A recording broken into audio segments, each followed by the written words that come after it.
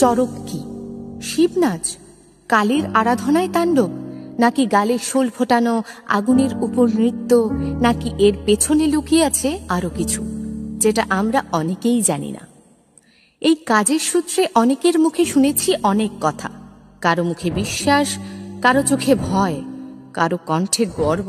আবার অনেকেই আছে যারা চড়ক করেও জানে না চড়ক কি। আমিও কি জানি?